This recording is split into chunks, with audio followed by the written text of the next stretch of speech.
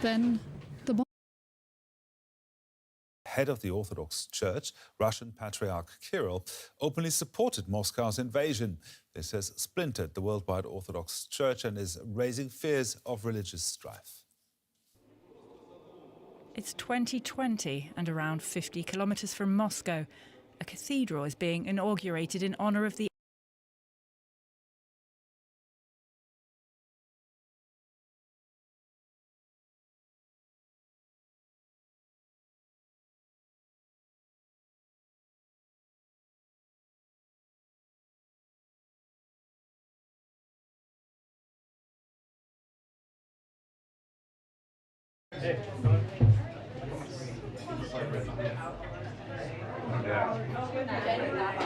Always one, man.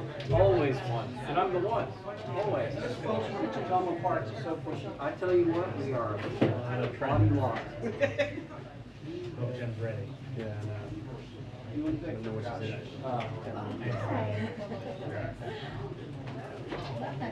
Hey, no.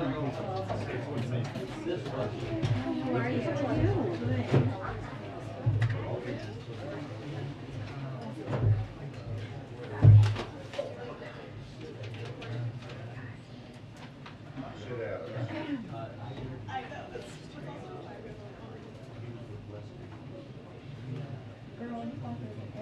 I did, and you should. I did. I have 4 pairs of them. I waited until each of them was on sale, but I didn't pay full price for any. I have these 4 colors. I always forget them. They're super comfortable. They're rockable, and they are like a step above like a flag, but not like heel in my mouth. Yes.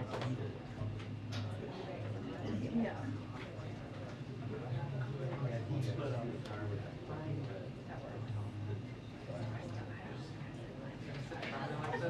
The one time I was on the front row, I used a one shot of me, and it's all I got like text from people like nice cool shoes. Never again. This young one, I remember just With the label too. That's the label. and SEMA is in the financial. No, it's a 2-minute program. It's like so memory.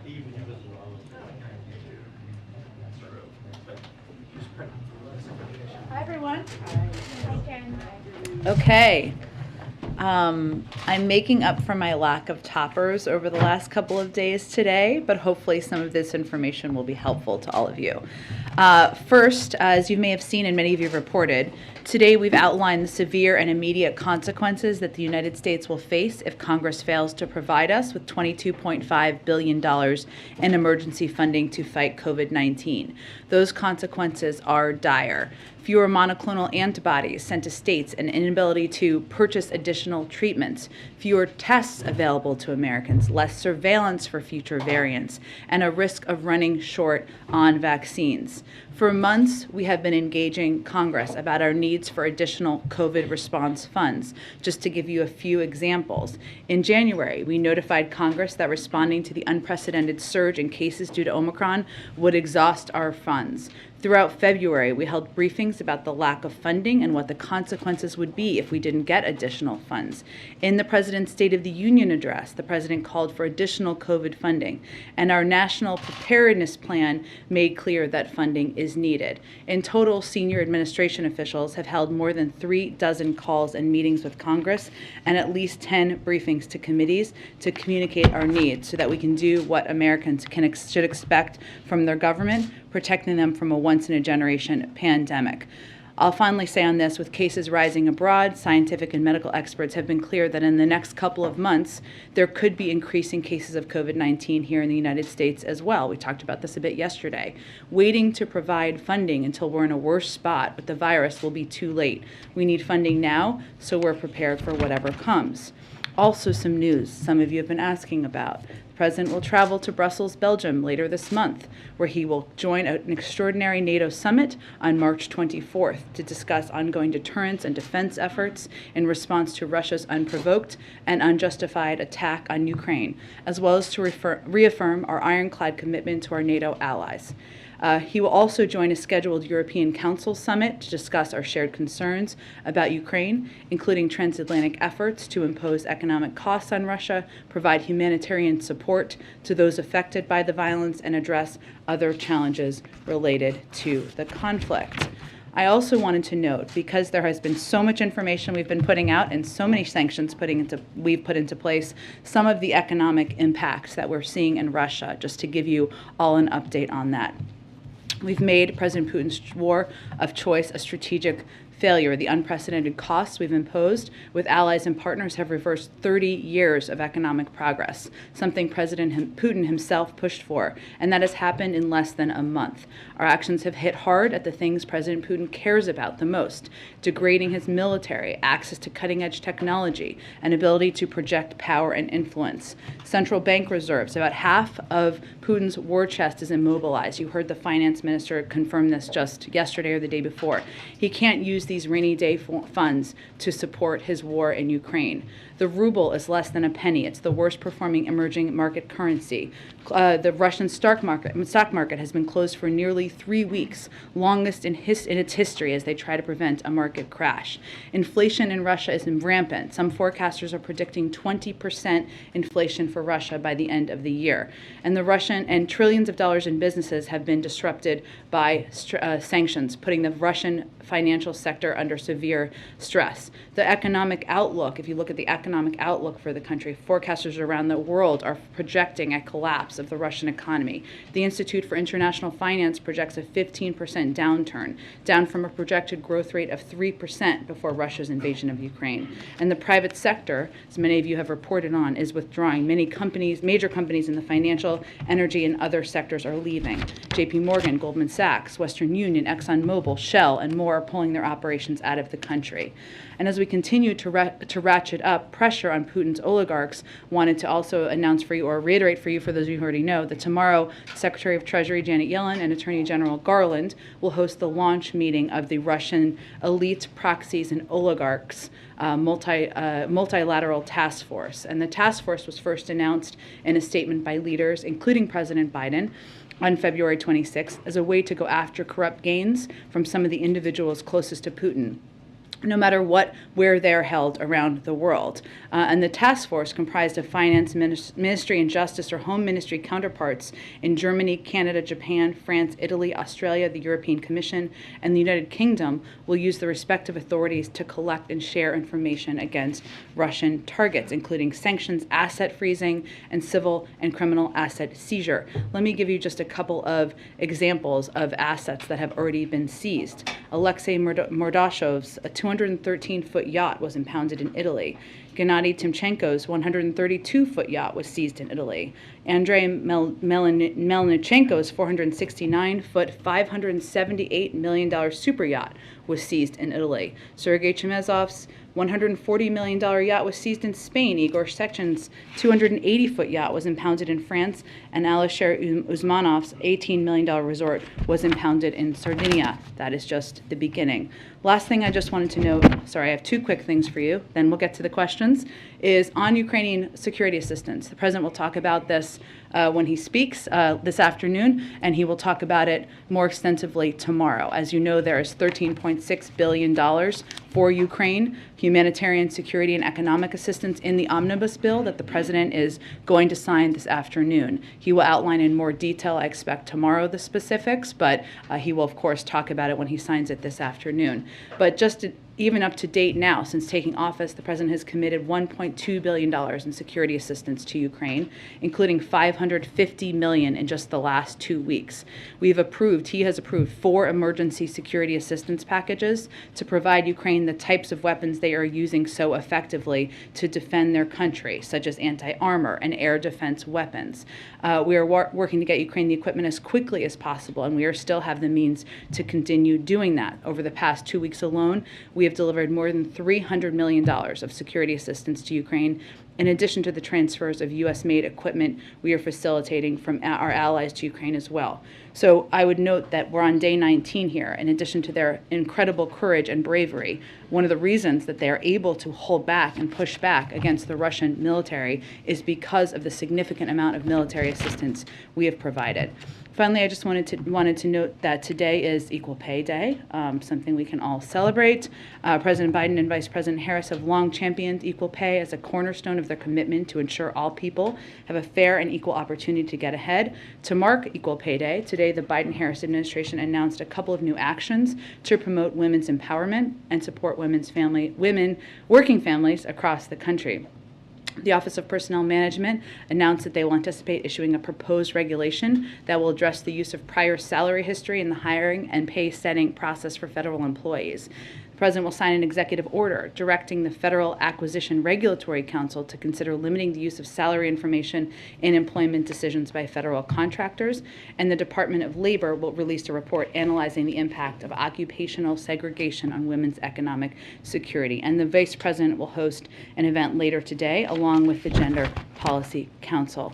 I also just wanted to note the news that we heard from the CEO of Fox this morning that cameraman Pierre Zakrzewski, I just want to pronounce his name the right way. Did I pronounce it the right way? Okay. Lost his life.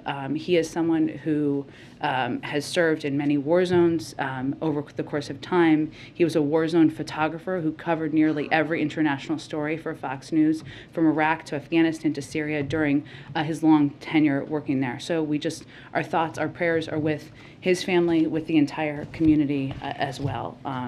So let me stop there and let's kick it off, Chris. Okay. So President Zelinski is going to be speaking to Congress tomorrow. He's been pushing for fighter jets, a no-fly zone. We have to hear some of those same requests tomorrow as well. Has the administration shifted on that at all?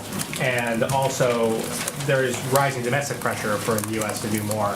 How does the president plan to continue being like a voice of restraint in these situations and holding back some of those requests? Well, first, I don't think the president views himself as a voice of restraint. We have provided and he has approved and expedited the delivery of more assistance, military and security assistance to Ukraine than any year in history. And I did a bit of an outline for you at the beginning, $1.2 billion in assistance, that including $300 million that we've been able to get to Ukrainian fighters, helping them to hold back the Russian military over the past few weeks. It is also true, and there will be more that the president will be able to say over the next few days, given he is about to sign a 13.6, an omnibus bill that includes $13.6 billion in security assistance.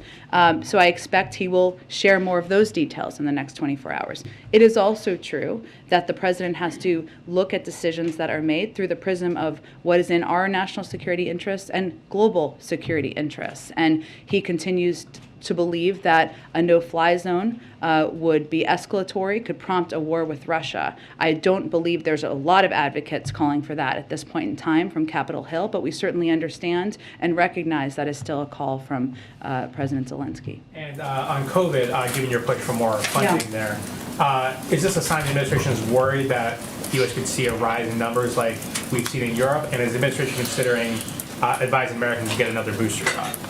Well, any decision or recommendation about a booster shot would be made by the CDC. But as we've said from the beginning, we always want to be prepared for any scenario that may come up, right? And we have also said that while we have made an enormous amount of progress in vaccinating Americans and getting Americans boosted and providing free masks and free tests to people across the country, that we are still continuing to fight the pandemic. And if we wait too long, we are not going to be able to continue a lot of the programs that are so effective. And just to give you some more specifics, we are going to run out of our supply of monoclonal antibodies by June. We will be unable to maintain our testing capacity beyond June. We can't purchase additional courses of Evusheld, and our existing supply will likely run out. This is a treatment for the immunocompromised by the end of 2022. The fund that reimburses doctors and other medical providers for caring for uninsured individuals will be scaled back this month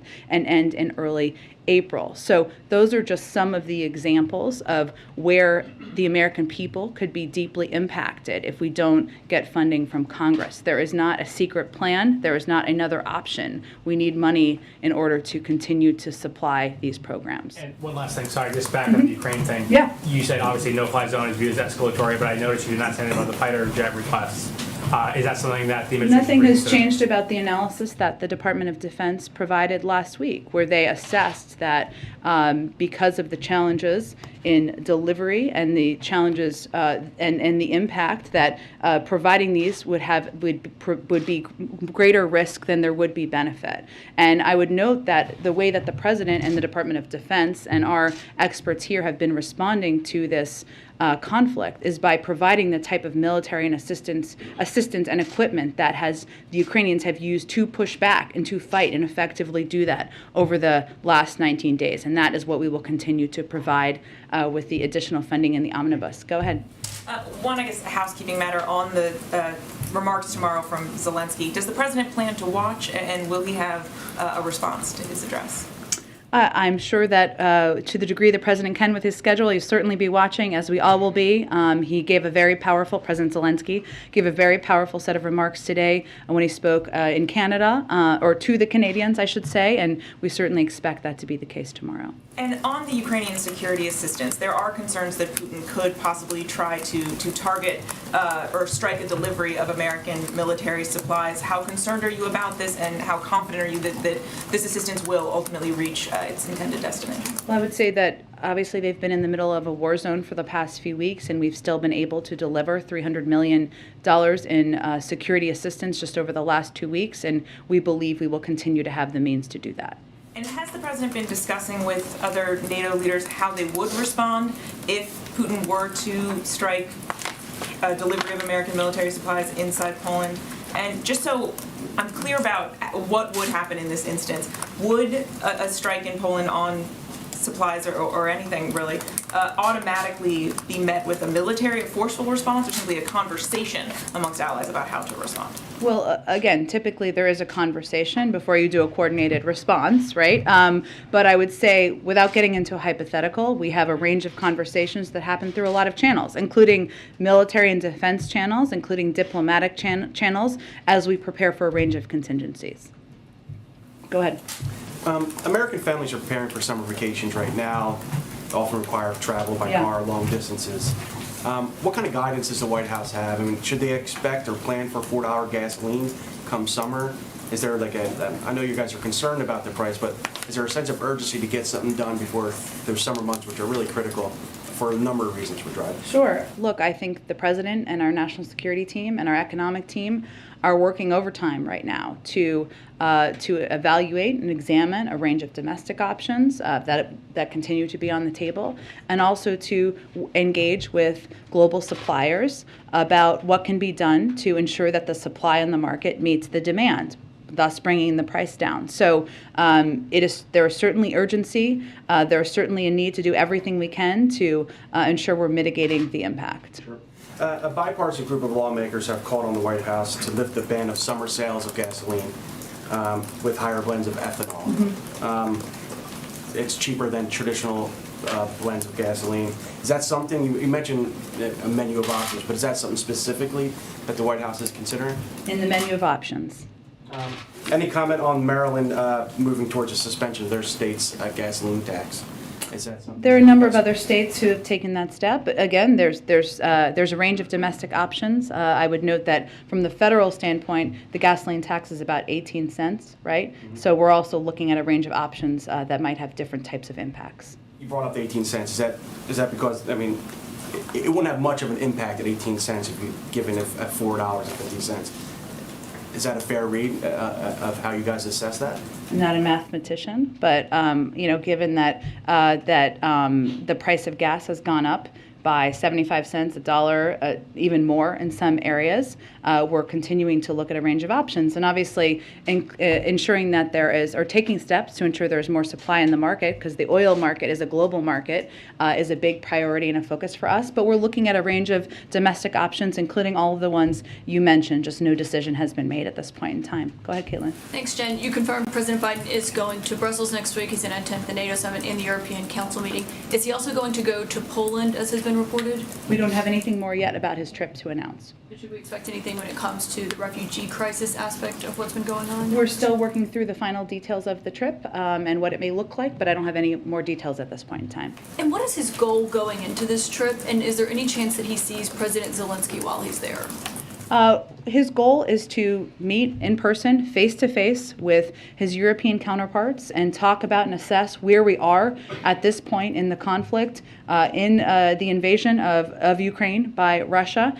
We've been incredibly aligned to date. That doesn't happen by accident. The president's a big believer in face-to-face diplomacy, so it's an opportunity to do exactly that. In terms of a meeting with President Zelinski or an engagement with President Zelinski, we're still finalizing the trip at this point in time. But that's an option? Nothing on the table at this point in time, but the real focus right now is to meet with NATO partners in Brussels. If there are additional steps, we'll share all those details with all of you. And on President Zelinski's address tomorrow, of course, he is expected to ask for more assistance, as my colleague noted.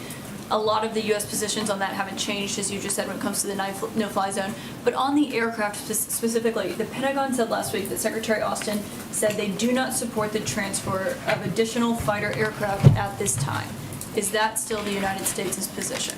That continues to be our position. I would note that they also said that that adding aircraft to the Ukrainian inventory is not likely to significantly change the effectiveness of the Ukrainian Air Force relative to Russian capabilities. And the assessment was that the transfer of these planes may be mistaken as escalatory, as we've said, and could result in a significant Russian reaction. But that is the risk assessment that was done. That risk assessment has not changed. I would note that certainly we expect, as he should, President Zelinski, to ask for more money. We are in touch with his team on a daily basis. We're not waiting to hear tomorrow what may be on his mind. We are very closely engaged with the Ukrainians, and that what hopefully will be of interest to him is the significant amount of security assistance that is in the omnibus that we'll be able to detail soon.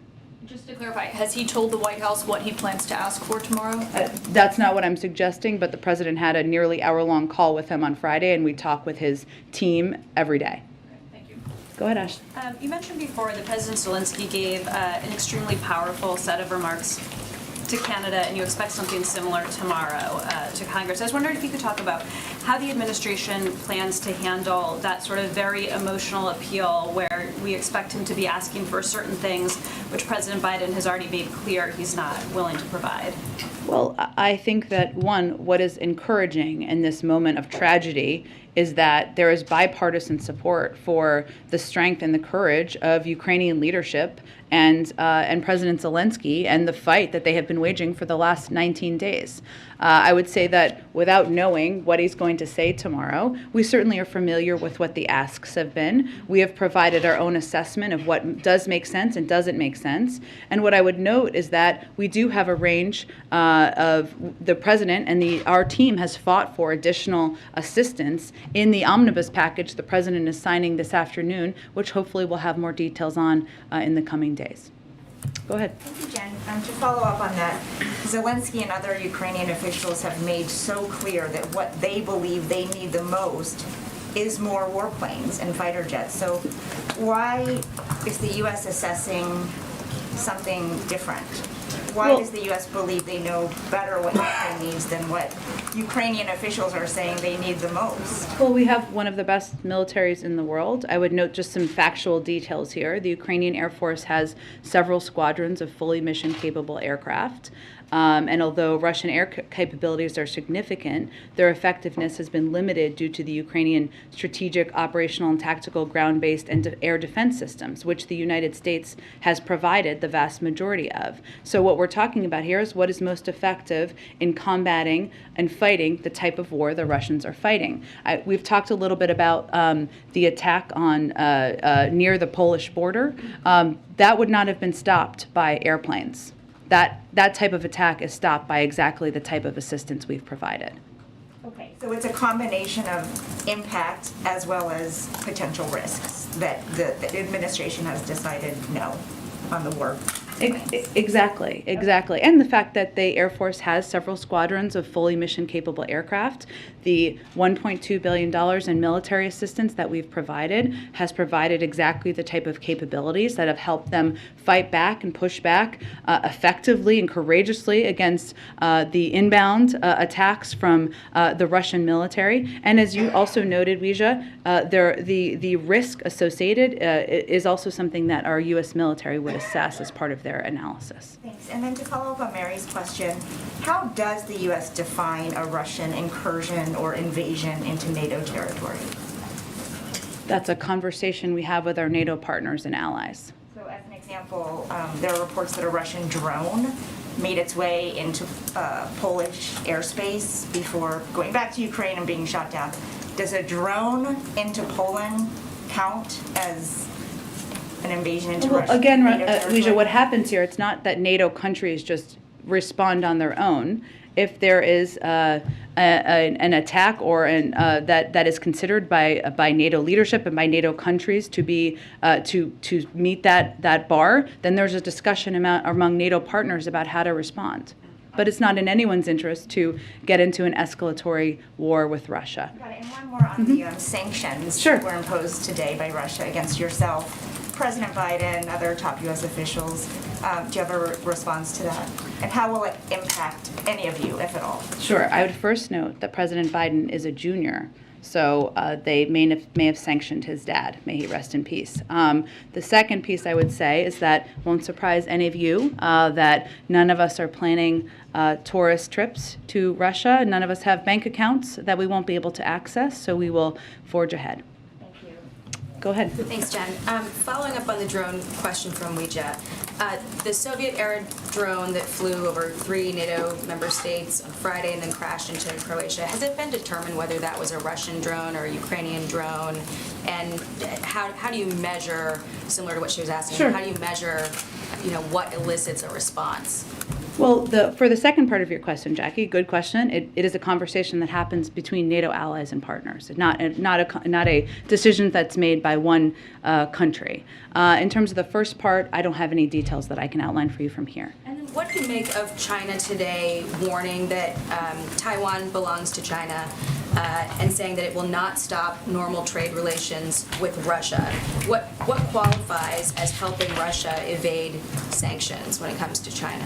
Well, let me note that one of the during the lengthy conversation that our national security advisor had with his counterpart, he also reiterated our One China policy based on the Taiwan Relations Act, 3 communiques and 6 assurances, and underscored concerns about Beijing's coercive and provocative actions across the Taiwan Strait, which is, of course, our position publicly, but is also something that he took the time to reiterate during this conversation. There are a range of sanctions we obviously have in place, and we watch, of course, if there's a violation of those, and we also watch if there is support provided for the military invasion of another country. I don't have any assessment of that to provide to you today. It sounds like secondary sanctions are on the table if China is found to be helping Russia either militarily or economically in this war. So why not be specific about the kinds of sanctions that we're considering, given that this administration's position is the mere threat of sanctions should be a deterrent? Well, we're going to have those conversations directly with China and Chinese leadership, not through the media at this point in time. I would note that when our national security advisor was having his meeting yesterday, he was very direct about the consequences. He made clear we're going to be watching closely, made clear that it's not just us. The decisions that China makes are going to be watched by the world. So that is how they focus the meeting, but in terms of any potential impacts or consequences, we'll leave those through private diplomatic channels at this point. One last one on Zelinski tomorrow. It sounds like we're pretty dug in on our position when it comes to the no-fly zone, when it comes to the MiGs, despite this growing bipartisan call in Congress to shift a little bit. So, to put it bluntly, is Zelensky wasting his time tomorrow asking for these things? Well, I would say because of the passion and the courage and the bravery of President Zelensky, there has been support for expediting the delivery of a historic amount of military and security assistance and weapons that have helped him and his military fight back against the Russians. And I would say that, yes, we recognize there are a range of bipartisan calls, but what we have the responsibility to do here is to assess what the impact is on the United States and our own national security. A no-fly zone is escalatory and could prompt a war with Russia, a major nuclear power. Providing the planes, our military did an assessment that's based not just on the risk, but whether it would have a huge benefit to them. They assessed it would not, because they have their own squadron of planes, and because the type of military assistance that is working to fight this war effectively is the type of assistance we're already providing. What about Estonia, though, calling for a no-fly zone? They're a NATO member. They share a border with Russia. How do we view their calls for a no-fly zone? We disagree with the argument that that would be an effective step, because a no-fly zone, which often people shorthand, essentially means us shooting down Russian planes and them potentially shooting back at us. And I would note that the way that the Ukrainians, again, have effectively pushed back over the last 19 days is by using exactly the type of military assistance we have provided. Go ahead, Kristen. Thank you, Jen. A couple of questions. Are there discussions about the president meeting with refugees on his trip to Europe? It's a good question, and obviously we have provided, and he'll talk about this afternoon, historic amounts of humanitarian assistance, a great deal of that focused on helping refugees. Those are going to be more in this package, but we don't have additional details beyond what I just announced at the top of the briefing. Okay, to follow up on Ouija's question quickly, Russia sanctioning various top officials here, I understand you're dismissing it. However, does the president see that as an escalation of any kind? Again, I think we are confident that if we need to have continued, and we will need to have direct and indirect conversations with Russia, we will have the ability to do that. But it's related to, and I don't have anything official aside from the reports. I don't know how their sanctioning process works. I only know how our sanctioning process works. But it relates to the impact typically on bank accounts or travel that's not diplomatic. I want to ask you again about the conversation about sending these MiGs. Former ambassador to Ukraine, Maria Ivanovich, has been quite outspoken recently, and she said we need to mitigate risk, but it's also true that not taking greater action comes with a risk as well, because Putin is a bully and he only understands strength. Is the president showing enough strength against Putin? The president has rallied the global community to put in place a greater set of financial sanctions package than has ever been done for any economy in the world. It wouldn't have happened without his action. I just outlined for you at the top, which I think it's important to note, the crippling impact this has had on the economy. They are where they are at this point in time. I think we all have seen reports, and we have confirmed many of them, that they did not expect it to take this long. They did not expect their military to not make as much progress as they have made. The steps we are taking are making it more difficult for President Putin to build and augment his military, to get access to the technology that he needs and wants. It has taken steps to cripple the economy that there's no question, regardless of what Kremlin spokespeople say, it has had a dramatic impact on the economy. And we're doing all of that while providing a historic amount of military assistance to the Ukrainians, helping them effectively fight back. If Putin were to use chemical weapons, would it change the president's thinking when it comes to these MiGs, taking the no-fly zone off the table, but at least on this issue? I'm not going to get into a hypothetical. We, of course, there would be severe consequences from the global community, ones that we would discuss with our partners and allies. But I would note that the planes would not have stopped the attack we saw near the Polish border. They have a squadron of planes, and what has effectively helped them fight back is the types of military assistance that they have been utilizing. And are you prepared, can you give us any more details about what that threat means of severe consequences? The president obviously made the same threat last week. Is that purely economic consequences, or would there potentially be a military component? We're just not going to outline in more detail from here. Go ahead. I have a question about the Fed. Sure. Given Senator Manchin's opposition to Sarah Bloom Raskin, will the White House now support the Senate moving ahead to confirm the other Fed nominees? Why do they need to confirm all of these nominees at once? Well, I would say first that Sarah Bloom Raskin is one of the most qualified individuals ever to be nominated to serve in this position. We remain in close touch with both her and with Chairman Brown about the next steps here, but we have continued to press, and we have been pressing for all five, not just to be able to be voted on in the Banking Committee where they have the votes to move forward, and that is where Republicans have not showed up to meet quorum. So at this point, I don't have an update beyond reiterating our strong support for her. Go ahead. Will the president himself bring up the deaths and injuries of American journalists injured in Ukraine or killed in Ukraine? Will the president himself address the deaths of American journalists who have been killed or injured in Ukraine? And does he have any plans to call their families?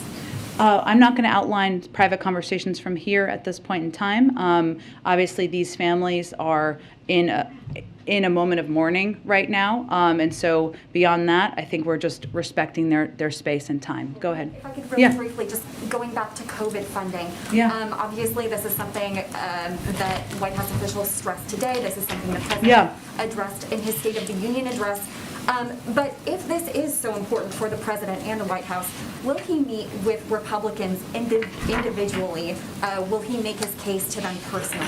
I would note that there's a number of Republicans who won't even return our phone calls about the impact of the lack of COVID funding and how they will impact their constituents. So that's probably the best place to start. Go ahead. Yeah, I have a couple more questions on the path related to the COVID funding. How the heck are you going to get it through Congress?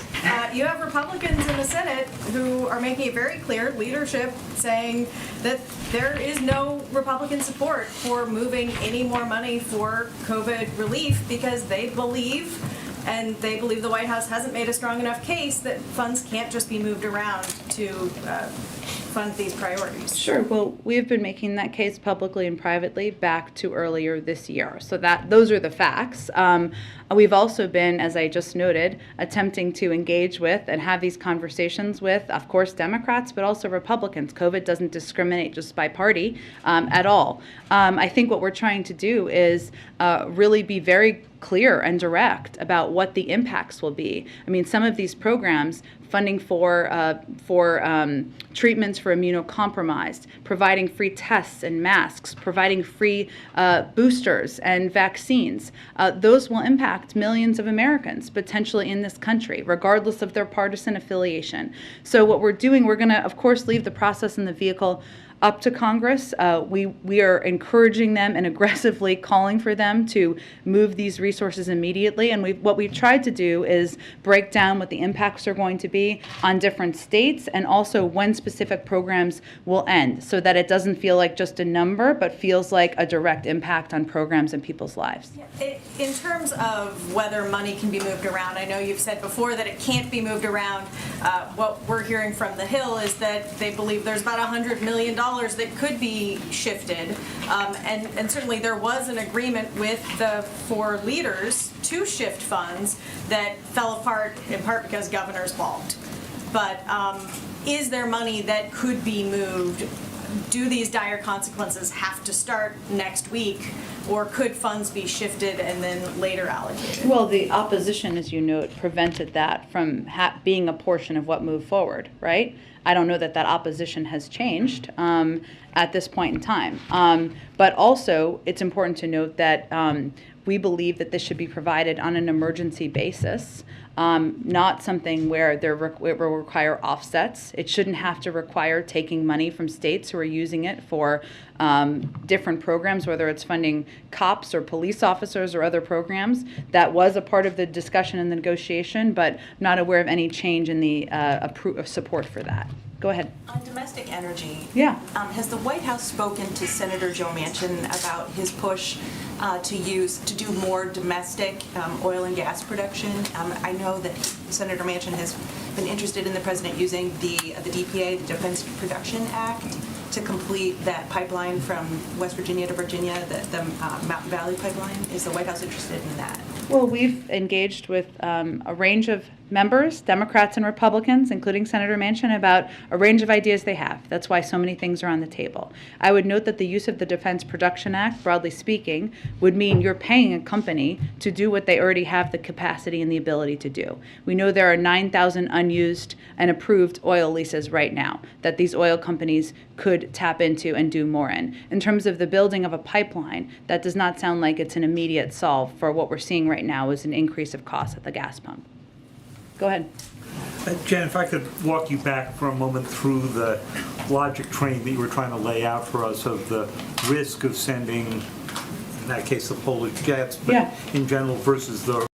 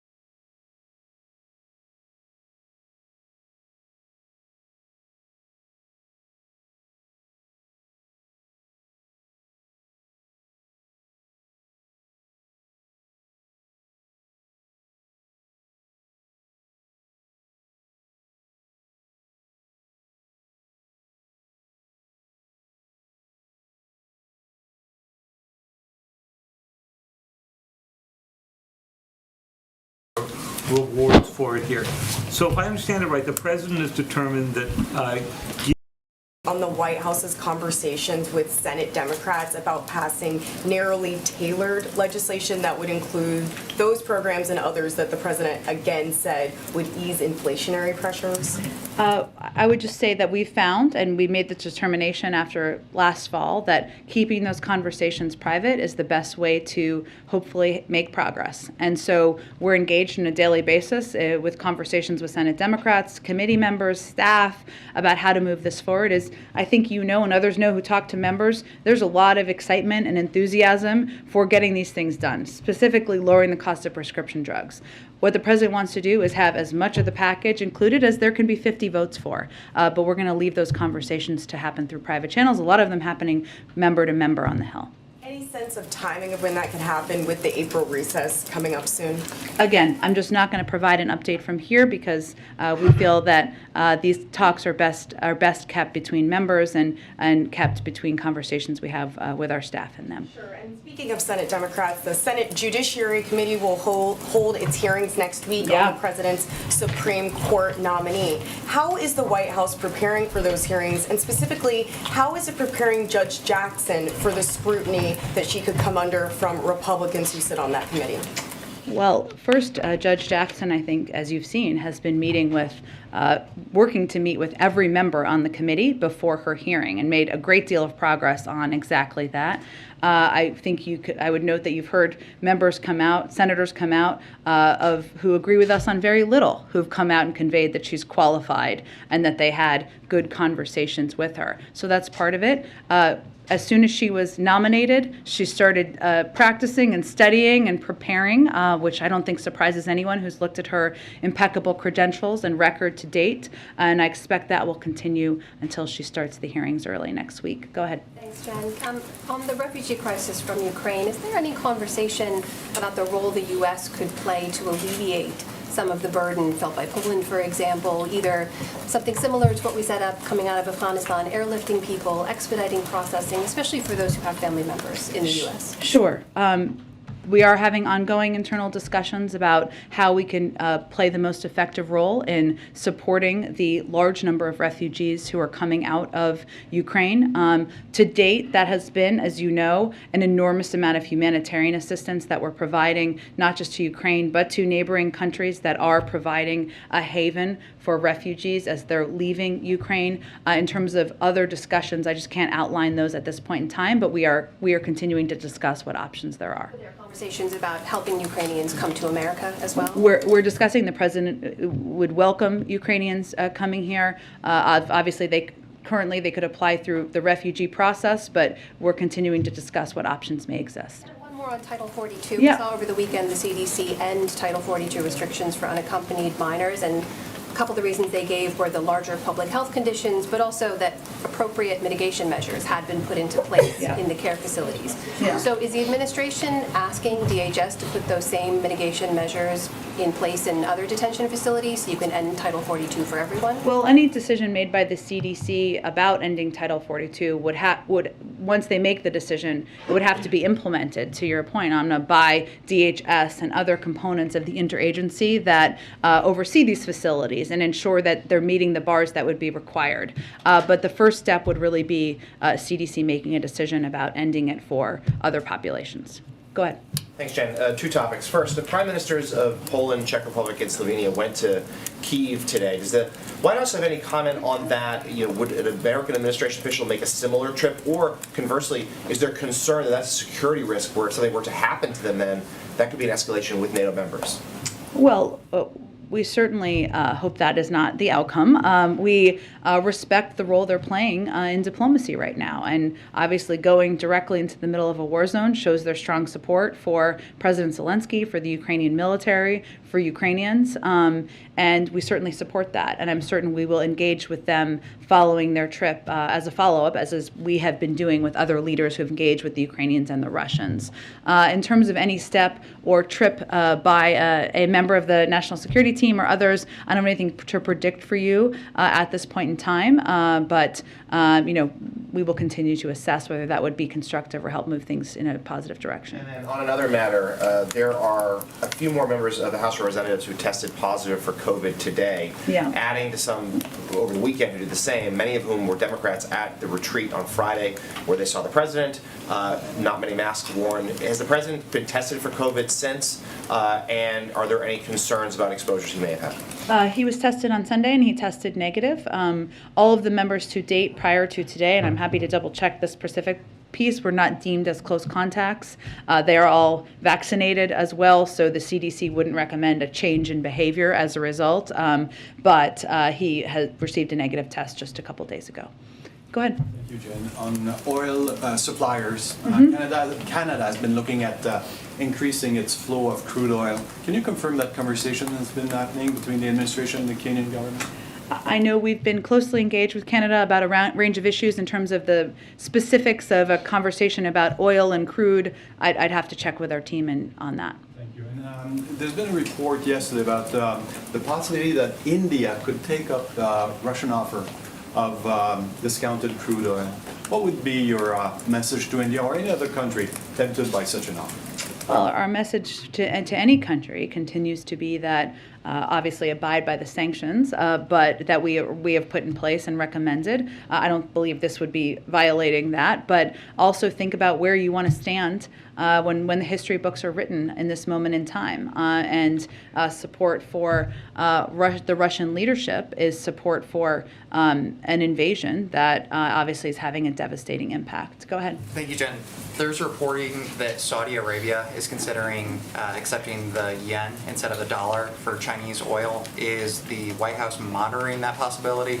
And has the administration communicated that there would be any types of consequences if that happened? Let me check with the Treasury Department on it. It's a good question. I hadn't seen the report. I'll check with them. And then could you speak to the urgency for getting this additional COVID funding from Congress at a moment when it seems that a lot of the attention and focus has been on moving away from the pandemic?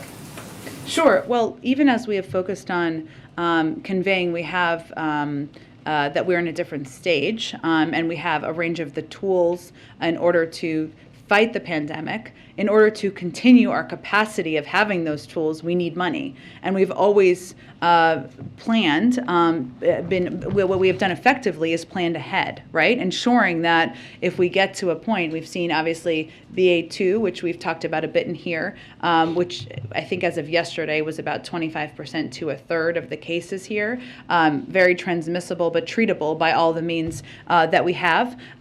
We need to have masks, tests, boosters, treatments for immunocompromised in order to continue to treat the pandemic or treat the American people during a pandemic. So it remains urgent. If we don't get this funding, we won't be able to ensure we can provide free access to the American people.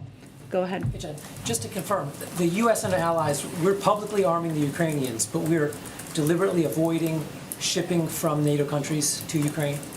That's not what I said. What I said was planes taking off from a NATO base. Our Department of Defense assessed that would be a step that would be escalatory as they were making a risk assessment. So we're avoiding doing it from NATO bases?